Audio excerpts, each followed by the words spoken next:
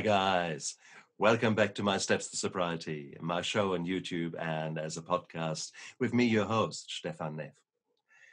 Today I've got Yume Zhang with me. It's another day for a fantastic interview, and this interview could not be more timely. 2020 was a brutal year, and with the lockdowns and quarantines due to COVID, we have seen a tremendous amount of increase in family harm, domestic violence, childhood abuse. And it is a phenomenon that has occurred throughout the world, from Nigeria to Europe, United States to New Zealand. And it is a topic that is very close to my heart here in Rotorua. We've got a huge family harm issue, and I want to talk about that far more and raise awareness of that. And I couldn't have a better guest with me to explore that than Yume. So Yume, thank you very much for coming onto my show. Yeah, I'm really excited to be on your show, Stefan. It was also an honor to interview you as somebody who obviously is a doctor, have a great life, et cetera. But then you went through a real challenge and you came out the other side, and now you're doing this work to help people. And I always admire people that take their trauma and tragedy and then turn it into something that helps the rest of the world. So kudos to you. And likewise, because there's equally a huge transformation there in your story. We were both on the outside high achiever. Not what were, we are high achievers. We have made something out of ourselves, and that is what people see. What they don't see is the trauma inside of us. And I guess for a long time, you were probably trying to hide that trauma as well. I mean, why don't we go back to where it all started with you? You were, how did your story start when you were a young child? Sure. What were sort of the first memories that come to your mind? Yeah, of course. So the little bit of background is I grew up in Taiwan, and I immigrated here by myself with no money when I was 20 years old for Stanford. So for the most part, I lived in Taiwan. My parents were abusive. So one of them is a covert narcissist, malignant is what I would, malignant, overt narcissistic person is my father. And my mother is a covert narcissist who enables him to do abuse. And then from time to time, she would add some on her own. So I think part of me wanting to do well was the will to become independent. That is something that I think I was blessed with. I did not buy into the family system they tried to impose upon me. And luckily, my siblings eventually all saw through it as well. So we were all free from that family system. However, the desire to become free then kind of became a compelling force, as in it's never enough, right? Now that I got the degree, got to buy the house, got to start the business, have to find a husband. Right? So life then becomes a series of check marks. And I've always felt that maybe it's the one more thing. Maybe if the first it started with, if I get the green card, once I have the green card, I am safe landing in the United States. I can stay here forever. I do not have to go back to Taiwan. That's my worst nightmare. But then, of course, that happiness didn't last. I think most people that chase success as a way to feel better have experienced that. It might feel good for a day, a week, maybe even a month. And then eventually you're back to the same grind. Like, it's not enough. I'm not good enough. I'm feeling so stressed and anxious. The same feeling that I had when I was a child and unsafe, it returns to me in full force. So then the mind goes, what is the next thing I need? Oh, it must be because I don't have a house. If you don't have your own house, how can you say that you're settled? You must buy the house. Well, maybe it's because I'm not financially independent. I still have to work for a living. If I have to work for somebody, I am not really safe because they could fire me any day and I would be on the streets. And then back to Taiwan, right? Everything goes all the way into catastrophic thinking of, I don't make it here. I go back to Taiwan. I'm back in that hell of a place that I try so hard to get out of. So that narrative never stopped. And I did not know how to get out of it. I just kept trying to add more and more onto my resume to try to feel better. And I think it took the breakup of my first marriage for me to realize that, something is not right. Because when I was at the deep of my despair, the question just came out of the blue into my mind, why am I here? Why do I even bother to exist? At that point, if there was a button somewhere that I can press and I would just vaporize, hopefully there's no pain, but vaporize, erase me from this earth, and that nobody remembered me as if I never existed, I definitely would have pushed the button then. And it's I recognize myself so much in your story, because there's now that you spelled it out, and may I say your words are so much more eloquent than mine, but you've nailed so many of these experiences, these emotions, when you're just not happy, and I just do one more or one more this. I must be that. I achieved that.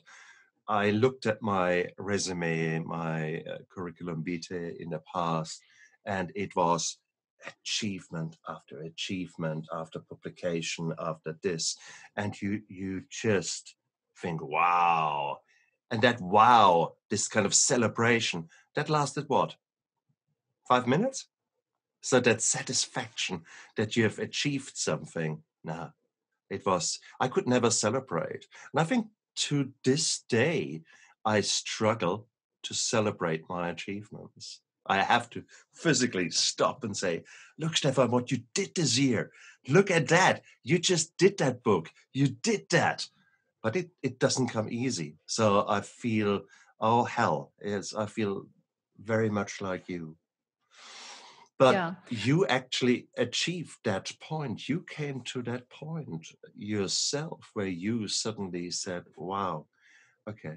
I mean, out of interest, there was a lot of pain in your words. There's a lot of strife in your words.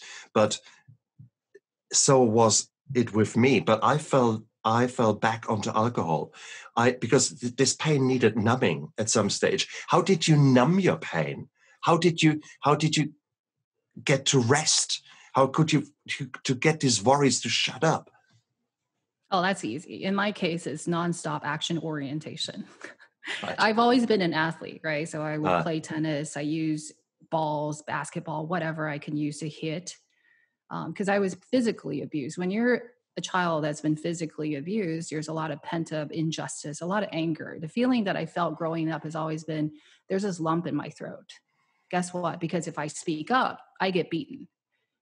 When I get sent to the hospitals, the doctors don't do anything, even though they know that it's abuse from my parents.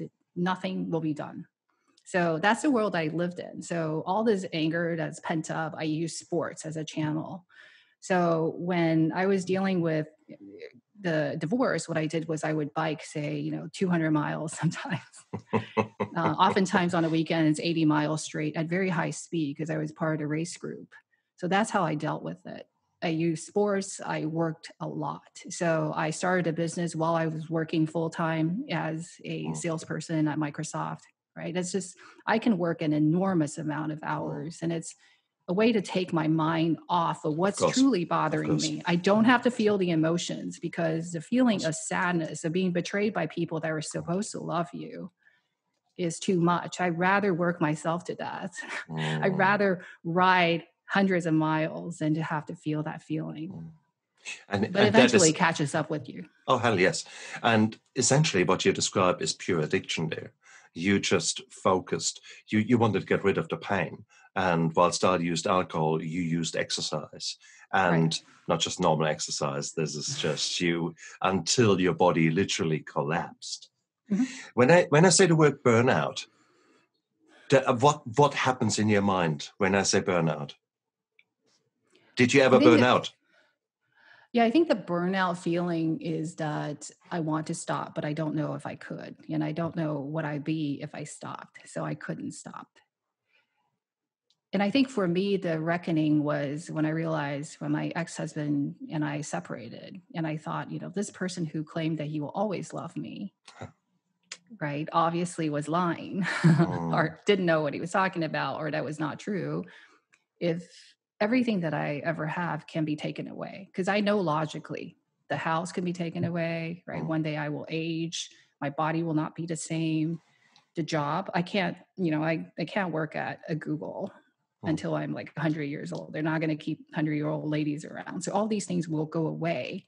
And if somebody that I count on to love me also goes away, what do I have and where is my value? Because I've been conditioned growing up by my parents that I have no value. That's the message they've always given me, that as their child, I have no value other than what I can provide them. And what I can provide them is I can serve them, right? I can do things for them and I can help them look good by being a high achiever.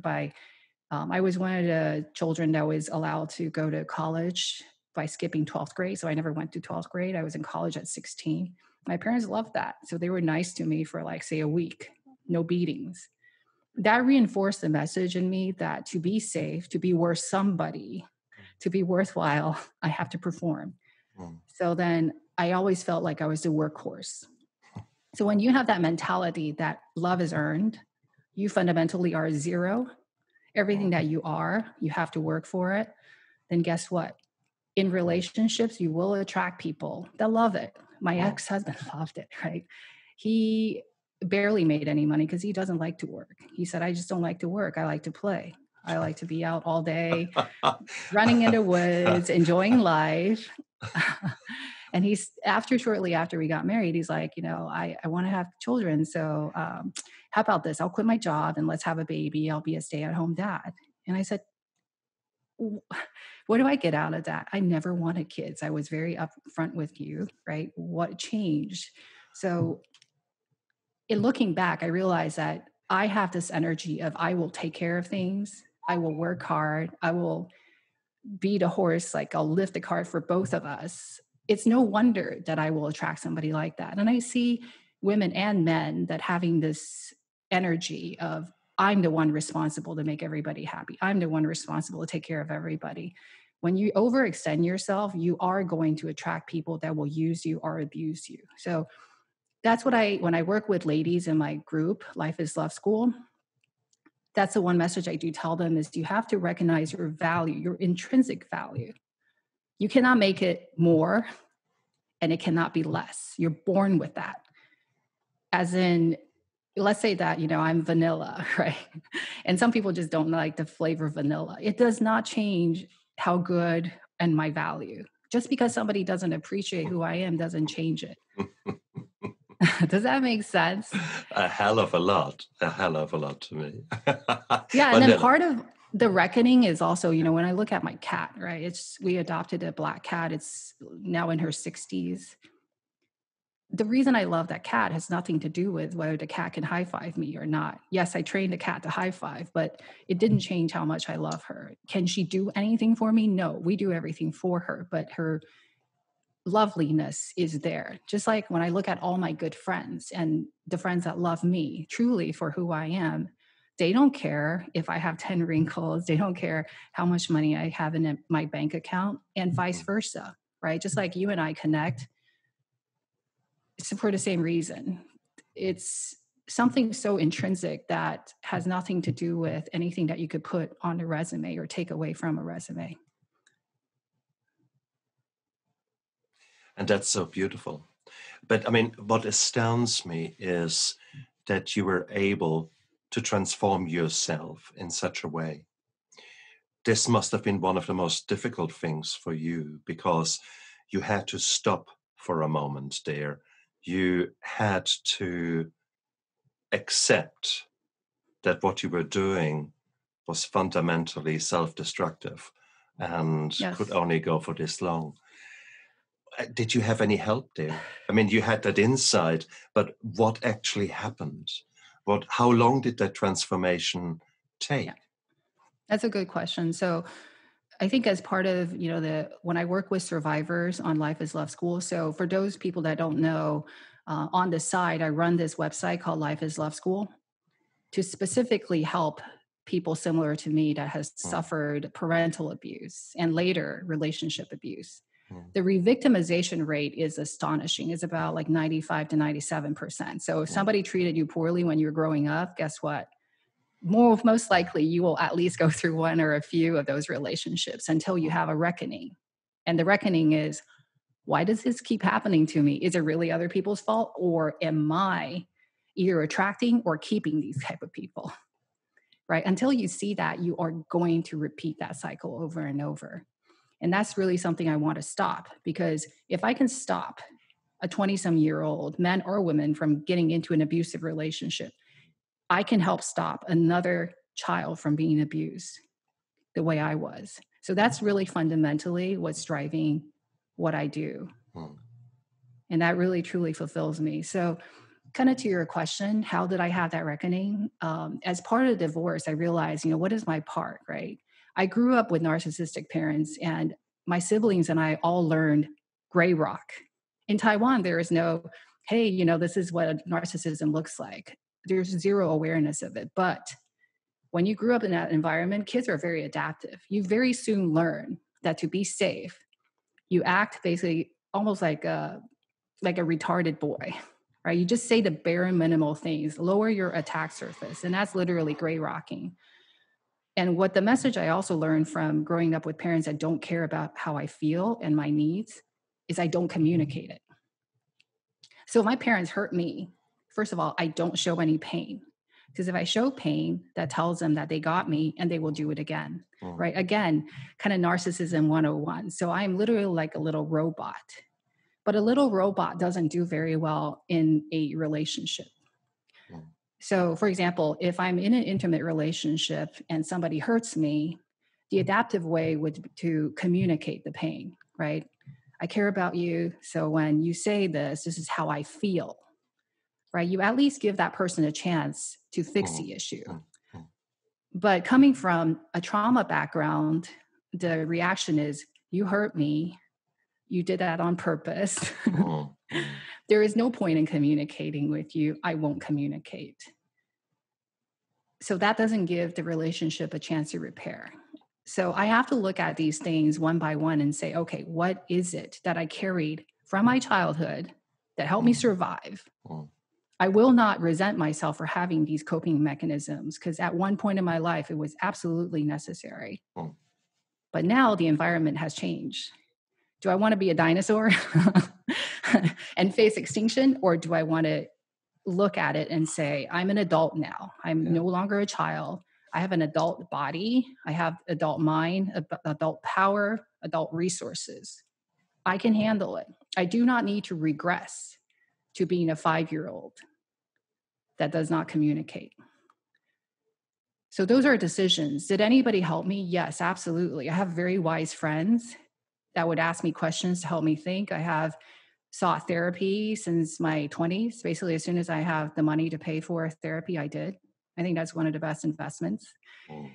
It's not sort of like having a workout coach, right? We have workout coaches, career coaches, we go to school, but school doesn't teach us Mm. some of the most important things in life: emotional regulations, how to skillfully manage conflict, Mm. how to set boundaries. None of that is taught to us, but it's so important. Why not invest in yourself? He took the words out of my mouth. I keep saying that. I mean, I learned these things in rehab. So I had a 4 weeks inpatient rehab, and it was exactly what you have just described. These kind of things, which I did not learn until I was in my mid 40s. For crying out loud, let's make rehab, quotation mark, a mandatory school subject. And I mean mandatory, as in you turn 16, you go 4 weeks into Yeah. this emotional school. If you don't like rehab, let's call it emotional school. It is life 101 kind of thing, and it Yes. is so of such paramount importance. But that is wishful thinking. There are in some places in the world that people are trying that, but these are few and far between. So I think the reality is that most of the people who will listen to our show and view this interview, they will be in a similar shoes as we have been. They might have a lot of aha moments like I have when I'm talking to you. And it is those people that I am so pleased that these are listening now, because you guys, you made the biggest step. You actually see that something is not right in your life, and you're wondering if maybe your childhood has something to do with that. And chances are, yes, it has. So here you are, and please listen, because you had, from the word go, you had such an open attitude towards improving yourself. I was the same like you, yet when it came to my emotions, I was closed like a bank vault. There was no way that I would have accepted that something was wrong inside of me. For me, no, no, no. Everyone else was. The problem here. He is the problem. She is the problem. Never myself. So when did you really develop that acceptance? Because after all, you strived for perfection, to be perfect. You cannot accept that you are anything but perfect. So therefore, come on. When did that first arrive? This acceptance. When did you say, I want to see a therapist?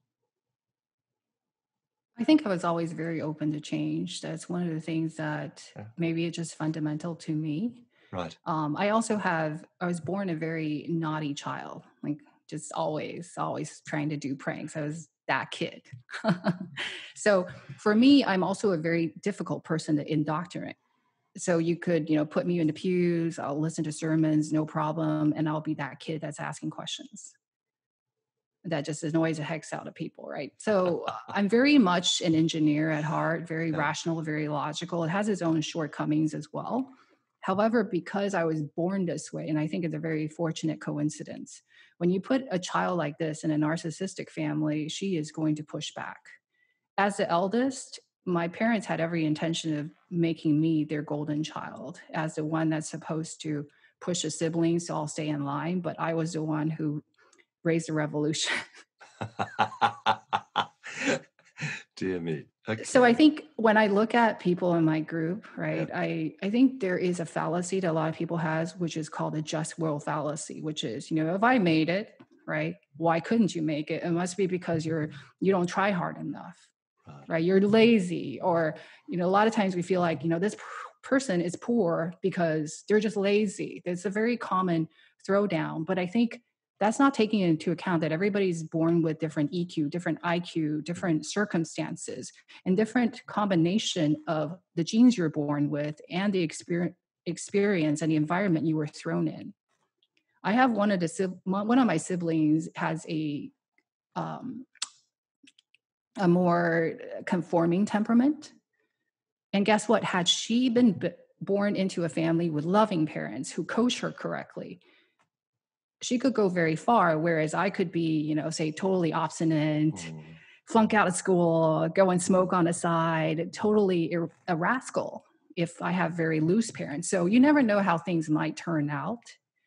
So I think I would just like to encourage people to maybe judge less and then say everybody is really hopefully trying the best that they possibly can with the Mm. resources and understanding they have at the time, which is also another thing that I share with survivors in my group is if we feel like we screwed up, and we always mess up, we're not perfect. We do the best we can, but to recognize that we cannot judge the person in the past for not knowing better, Mm. because had we known better, guess what?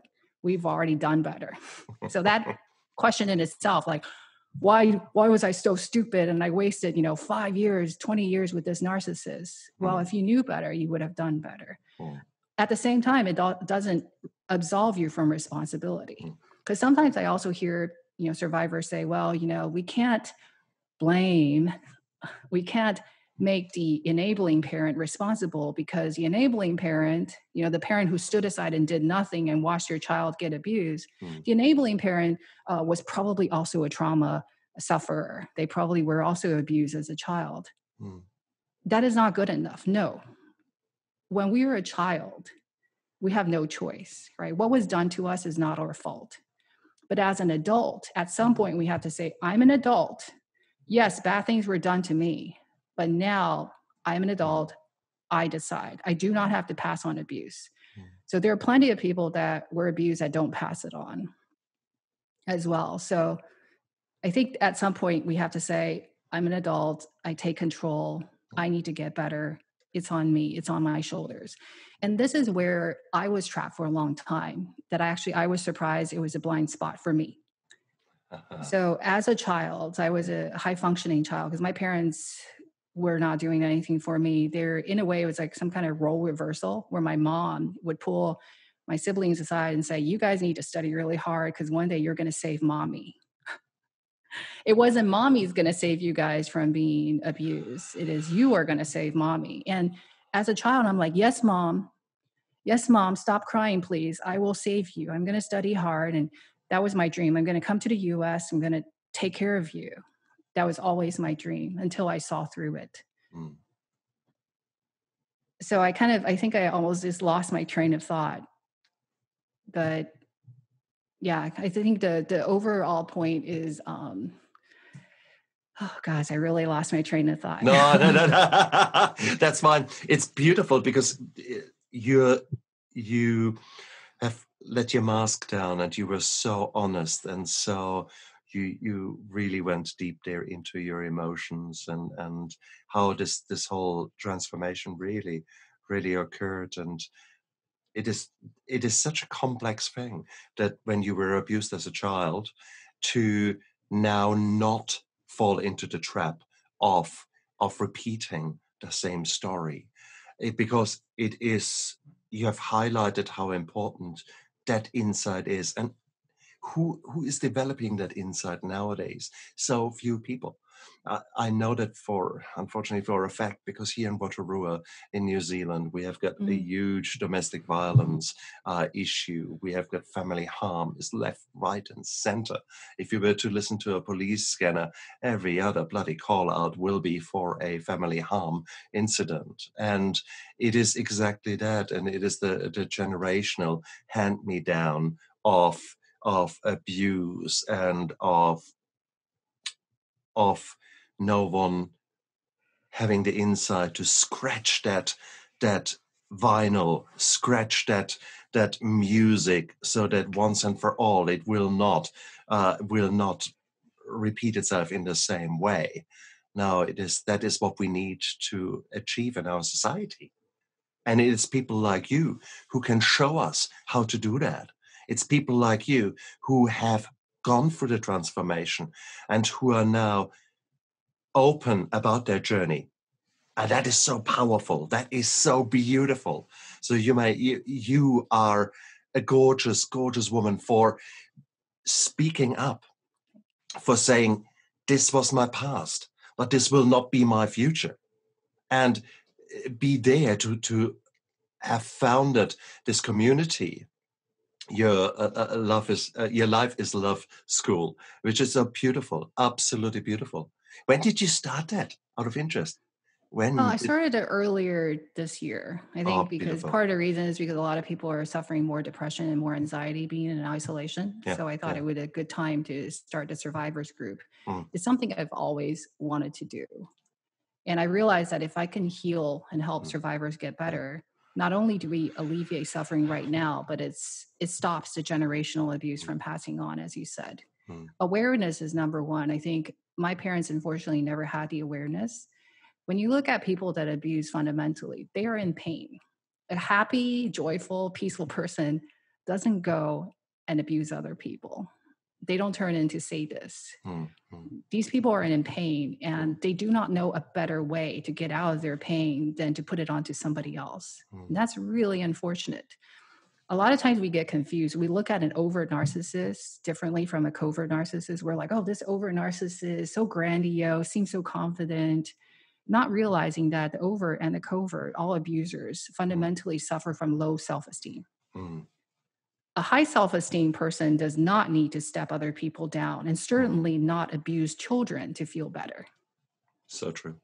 All of these are abusive tactics, are low self-esteem people afraid of being abandoned, afraid that people will not willingly choose to be with them or willingly love them, that they Mm, use control, manipulation, guilt trips, etc., mm, to try to lock people around, keep people around. And then you'll see parents with behaviors of wanting to clip their kids' wings. When their children are starting to show independence, they would destroy their self-esteem, use money to control them, etc., to pull them right back. Because otherwise, I mean, there is this codependency there. If suddenly this child actually starts to stand on its own feet, well, there is nothing there to hold a narcissistic codependent personality. They either have to grow up, and that's not what they want. They want to keep it like that because that's how they feel stable. And no, we can't have you doing that. Crikey. How large is your group? How many people are in there now? So I reach people through multiple channels. So they can find me on lifeisloveschool.com. Initially, I started with blogs and newsletters, and then I realized I could help people more directly on a discussions basis through private Facebook groups. So I run that as well. And of course, I'm across all the social media channels. My goal is reach, because a lot of times if I could just reach out to that lady or that guy who is trying to leave an abusive person, but repeatedly going back, if I can show them why they feel that way, why it's not love but addiction, show them how the brain works, how to remove yourself from that situation, that awareness that, oh, it's not love, it's an addiction. Oh, they're conditioning my brain to be attached to them in this way. Oh, I see. The beauty of being a human and having this human life is that we can understand. Once you have the understanding, you're literally peeling off the curtain and you see the Wizard of Oz guy, who's just that old feeble guy, pulling all the cranks and putting on a big show. But that's just, a little guy there doing this thing. You can never watch the show again. So a lot of times what I do is I try to help people pierce the veil so there's no more confusion. Once they're clear on what's actually going on, then they have agency over, okay, knowing that this is what it is. What do I need to do to protect myself and protect my children? What is the right thing to do? And what is the right thing to do that I should do despite it being very difficult? To pierce the veil. That's a beautiful, beautiful description, a beautiful metaphor that you have just used there, because it is like that. We're keeping this kind of, we're keeping the blinkers up in our own life. It's very few of us dare to remove the blinkers and face the facts and face the reality. And we need people who can help us there. And I mean, you are one of these people who have gone out there to do that. And for kudos to you for that. Guys, yeah, it's just an extra point, which is it's extremely difficult to see through our blind spots because, exactly. As the example I gave, right, the coping mechanism, it kept us safe for so long. Why would we ever let it go? But coping mechanisms have a way of being self-reinforcing. If I'm gray rocking you, for example, in our friendship, and one day you said something innocuous and I interpret it as a personal assault, but I don't communicate it to you, I start to distance from you, and then you started getting offended and you distance me, and guess what goes in my mind? I'm like, see, I was right about that Stephen guy. He is exactly how I think he is, right? So it self-reinforces. So to get rid of a coping mechanism, it's really scary for a lot of people. To change is really, really scary because we knew that to some extent the coping mechanism worked then. So in order to change, you got to change it gradually. So I have to put myself out there. Hey, Stephen, the other day you said something, and did you really mean it? Like, give that person a chance and then see how it plays out. But once I start to see positive exchanges come back, I'm like, oh, okay, maybe I could change. So change happens gradually, but you have to be deliberate about it. I hope that helps. Oh, hell yes. I guess my point was to tell everyone who is listening and viewing out there, it is absolutely normal to be confused. And we all have had trauma, some of us far more than others. But this is not a pissing contest. This is your trauma is your trauma. And you deserve better. You deserve a transformation. You deserve the insight. But it's very, very hard to develop all that just yourself. So it doesn't work because, as I said, the blind spots are blind spots for a reason. So you need to find someone who's at your side and can listen to you and help you to reflect what you have just said, but more importantly, reflect what you have not said. So, and that is where a psychologist comes in. That's where a life coach comes in. That's where people like you may come in. You guys need someone to help you deal with that supercomputer up there, where no one has ever given you a computer manual, a manual to understand what is going on. And I think that is the beautiful thing. And Yeah, if I can add to what you just said, which is so wonderfully said. I remember at one point I was so stressed and depressed. I was telling my psychologist, like, what should I do? I see the world through my brain, but my brain is not wired right now, right? Because it was wired for an environment where I was controlled by two parents that were abusing me. It was wired for that environment. And now it's not functioning that well in this new world. But this is the only brain I have, and everything I see is through this brain. What should I do? So yeah. if people are listening and feeling very frustrated, just know that at the beginning, it is the hardest. Unfortunately, the start of healing is the hardest because your brain is so wired for that world. But as you start rewiring it, it gets fixed little bit by little bit, and it just works better and better. Sort of like, if I'm severely overweight and never worked out a day in my life, when I first start, it's very hard. I'm like 300 pounds. But as I start losing weight, the workout becomes easier. I'm stronger. So it does become easier and easier. So don't give up just because the start is hard.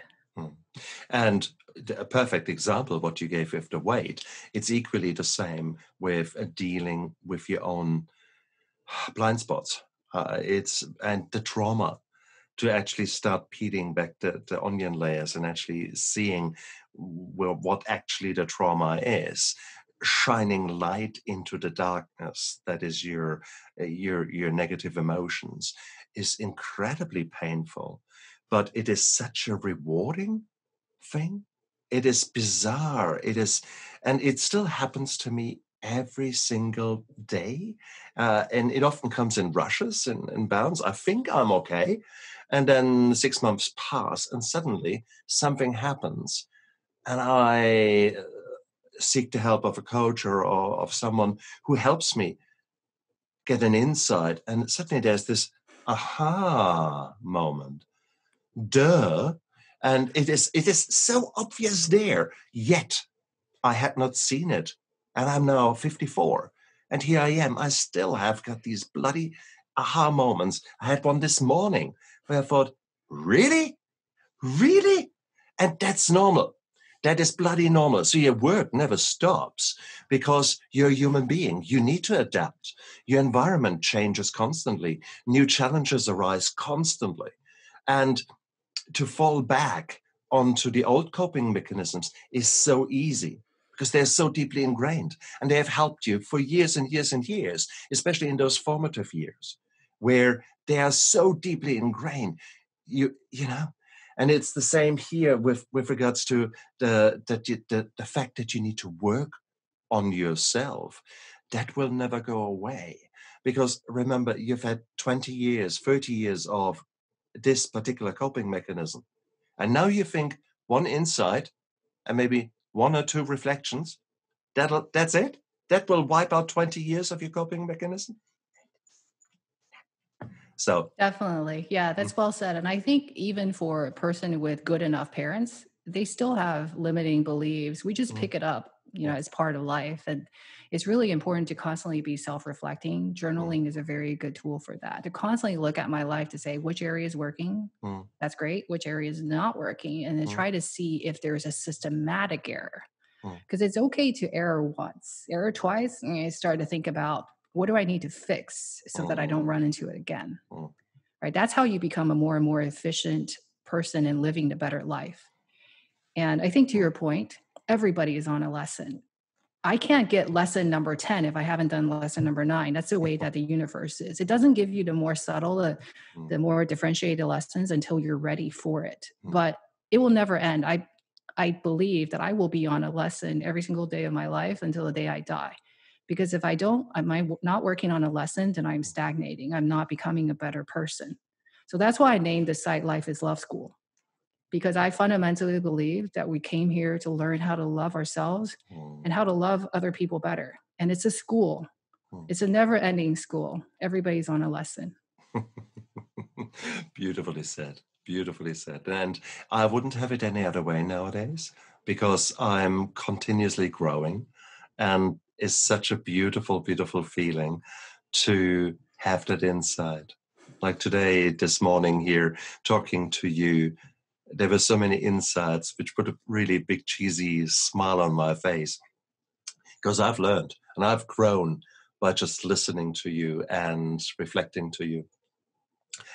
I'm incredibly grateful, and I knew this would be a cool interview, and it was.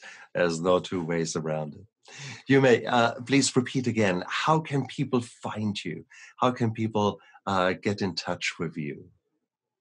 So they can find me on lifeisloveschool.com. And I'll send you a link that has a link to all of my social media. People want to find it, Perfect. especially if they want to join the newsletter or talk to other survivors. There's a lot of power in talking to other survivors. They don't have to be a therapist. They don't have to have, found the answer. But a lot of times just knowing that, oh, you're like this too. You're also hypervigilance. You also have issues with sleep.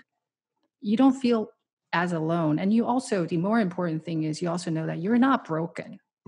Oh, yeah. I adapted gray rocking. It's not because I'm broken. It's because I'm normal. A normal person put under abnormal circumstances, they will adapt. And this is survival. It's adaptive. Your inner child, your child did what they can to help yourself. So be kind to yourself, but understand that things have changed. So we have to evolve. I think that's the right attitude to have. It's not recriminating yourself for not knowing better, for falling for the narcissist, right? No. If you knew better, you would do better. And every day, that's all we can strive for. Every day in every way, I'm doing better. And for that insight, I'm happy and grateful nowadays. And I want you guys out there, you listeners, I want you to come to the same point. Life is too short. And yes, the past was maybe not so nice for you. But today, right now, you have made the choice to listen to that and to watch us. Well done. Now stop that interview, take a deep breath, drink a glass of water, and think, hey, what's the next cool thing I can do to actually help myself and look after myself? And maybe some healthy food, and maybe some exercise. And maybe, there's so many little things where you can do the basics. And then you can say, well, I check out this you made. She has something there. And there's another decision. There's another choice you've made. So you're no longer the passive victim. You are taking action, and you choose in which direction that action goes. And that makes you powerful. That makes you no longer the victim. This makes you a person who is striving to become the best person that she or he can be. And how beautiful is that? You're exactly right. The difference between a victim and a survivor is the belief. This victim believes that things happen to them. They have no control. Whereas the survivor says, I'm a big person now. I have agency. I can heal. I don't have to pass on abuse. It's come from a position of power. So the same thing happens to a person. Somebody can say a victim, and some people turn into survivors. So it's incredibly powerful that we have that choice. Exactly. You may, on that note, I'm so grateful that you came today onto my show. I'm so, so, so grateful, honored, and there is so much we can explore. I've got a feeling that we might need to do another interview down the line and explore a few other aspects. I'd be happy to. Oh, that would be wonderful. I enjoy talking to you very much. And I'm obviously very passionate about this topic. From the bottom of my heart, I do not want any more children to suffer. Exactly. You're so right. And you guys out there, look after yourself and make those right decisions. This is your life. Don't take it for granted. Live it with purpose and focus on the now. Right now, what can you do to make your life better? Look after yourself out there. Bye. Bye. Thank you, Stefan.